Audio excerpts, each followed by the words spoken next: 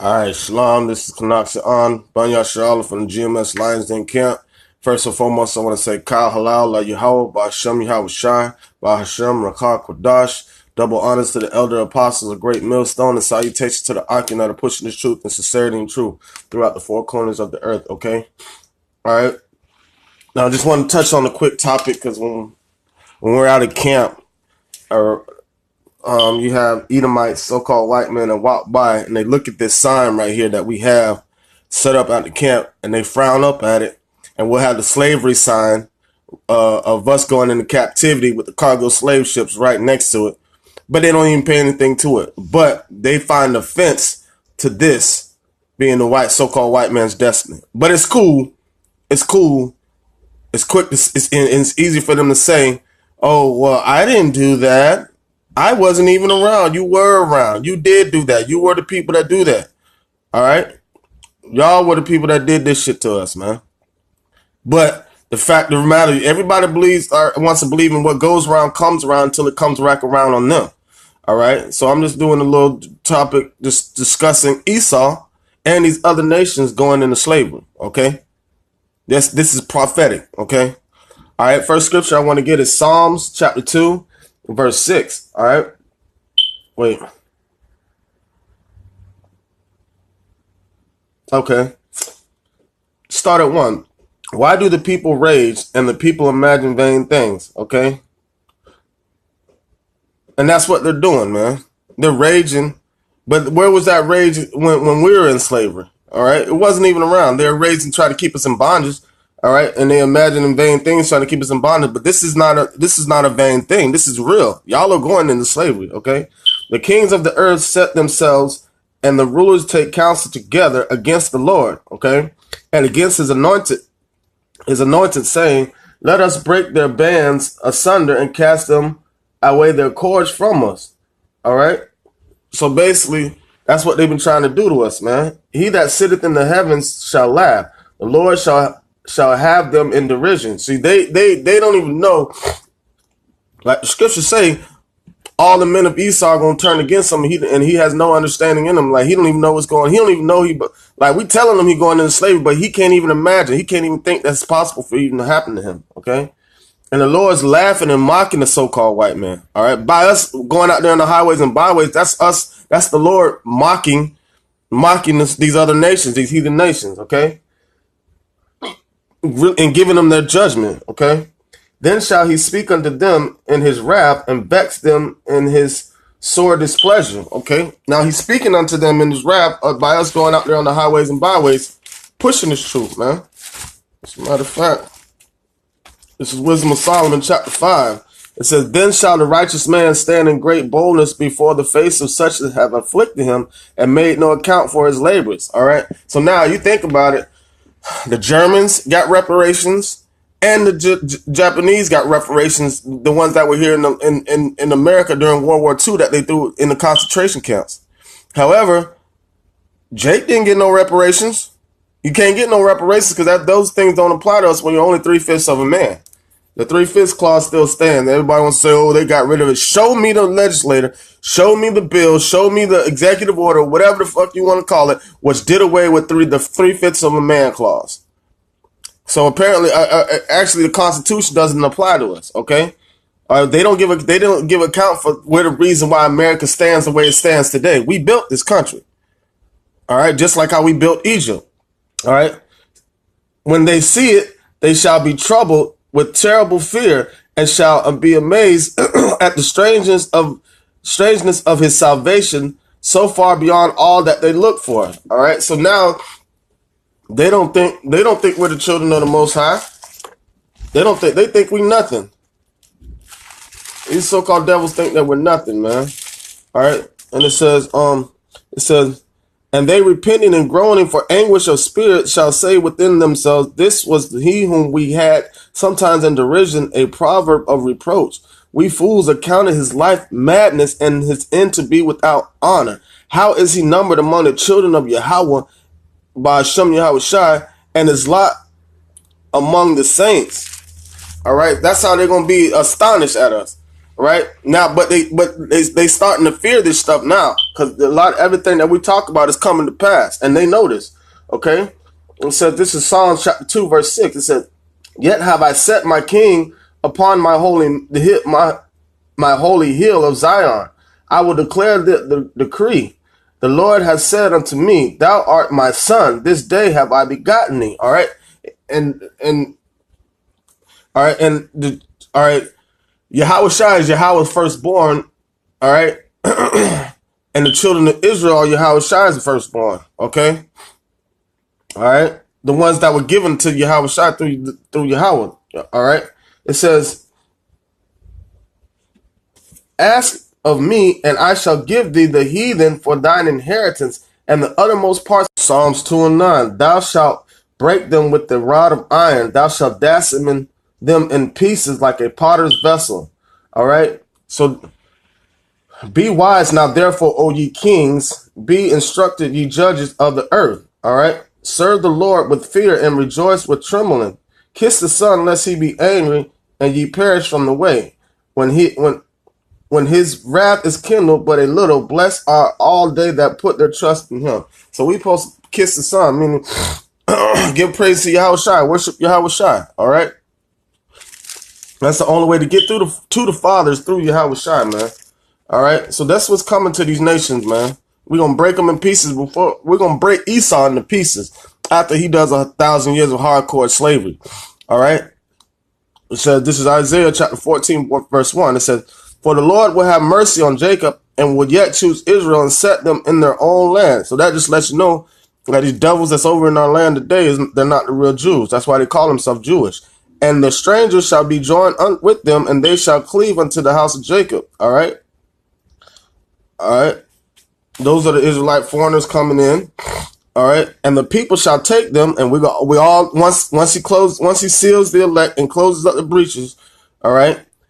"And the people shall take them and bring them to their place." We're going to take these other nations and bring them down low, especially Esau, because they're supposed to be at the bottom. All right. "And the house of Israel shall possess them in the land of the Lord for servants and handmaids, and they shall take them captives, whose captives they were, and they shall rule over their oppressors." All right. So with that being said, who was our captive? Who held us captive? All right. According to Joel, we were sold to the Grecians. Who are the Grecians? So-called white man. The Edomites. Edom. All right. Those are the oppressors, man. Okay. So that's what Esau got coming, because he's the one been the oppressor throughout these generations, throughout all these years, and now he's going to be the oppressed. Okay. This is it says this is Revelations 18 and 6. "Reward her even as she rewarded you, and double unto her according to her works. In the cup which she hath filled to her double." So all this hell and destruction that Esau has filled, the daughter of Babylon, all right, of that holy mountain, which is the cup of slavery. All right, he only gave us a little drop, but he's gonna give them a double, triple dose of what was given unto us, man. According to Obadiah, and I'm going to get it. This is all coming on you, Edom, and these other nations. You're going into slavery. But they're not going to have it as bad as Esau, man. Esau's going to have it real bad. Because Esau went overboard when they took us to our captivity. Yeah, the Most High set them up. But it was the Most High wanted to condemn them anyway. So that's what he put the spirit on them to do. So he can condemn them, all right? It says, this is Obadiah 1 I started 10. "For thy violence against thy brother Jacob, shame shall cover thee, and thou shalt be cut off forever." That's when after 1,000 years. All right. It says, in the day thou stoodest on the other side, and the day that the strangers carried away captives his forces, and foreigners entered into his gates, and cast lots upon Jerusalem, even thou was as one of them. So when we went into captivity in Babylon, regular Babylon, y'all helped Babylon the Babylonians, Nebuchadnezzar, and them come in there and get us. Y'all applauded on. So you took part in helping us going in the captivity of Babylon through Nebuchadnezzar, and you were set up to be the king of Babylon, the daughter of Babylon in these times. So you're going to get a double dose, Esau. It says, but thou shouldest not have looked on the day thy brother in the day that he became a stranger. All right. And how did we become a stranger? With our heritage being taken away from us. That's how we became a stranger. That's how we became a Gentile. Okay. Neither shouldest thou have rejoiced over the children of Judah in the day of their destruction. Neither should thou have spoken proudly in the day of distress. And that's how they speak proudly now. All right. It says, thou shouldst not have entered into the gate of my people in the day of their calamity. Yea, thou should not have looked on their affliction in the day of their calamity.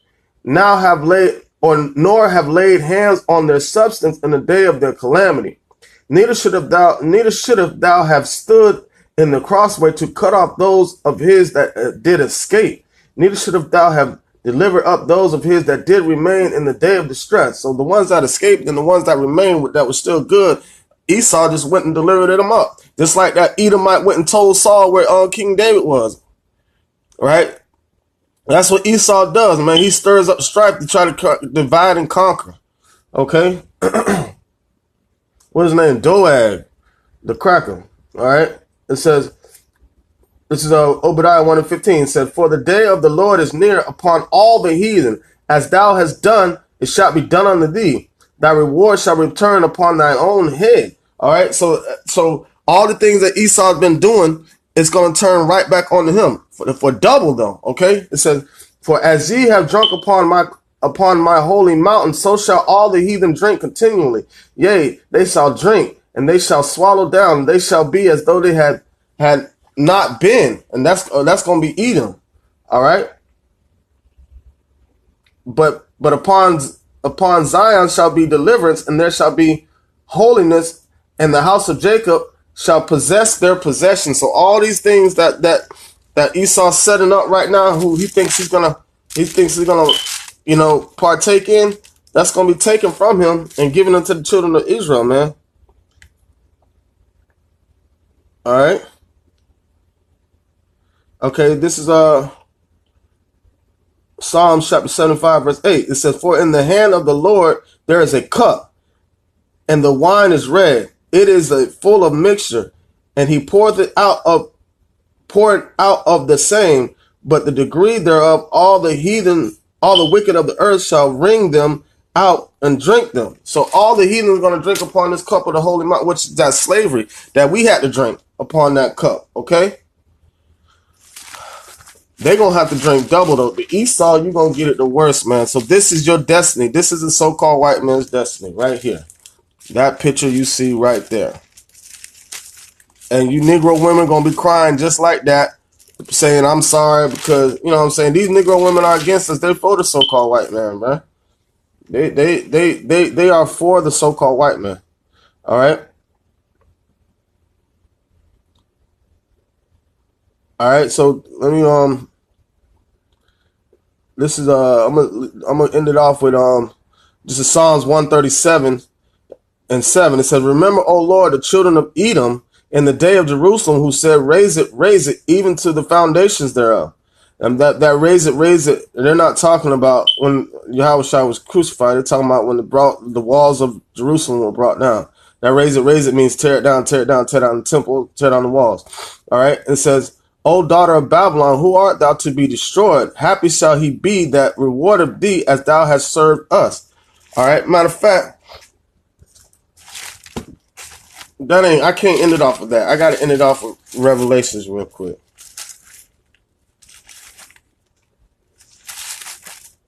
All right. This is Revelation chapter 13, verse 10. It says, he that leadeth into captivity shall go into captivity.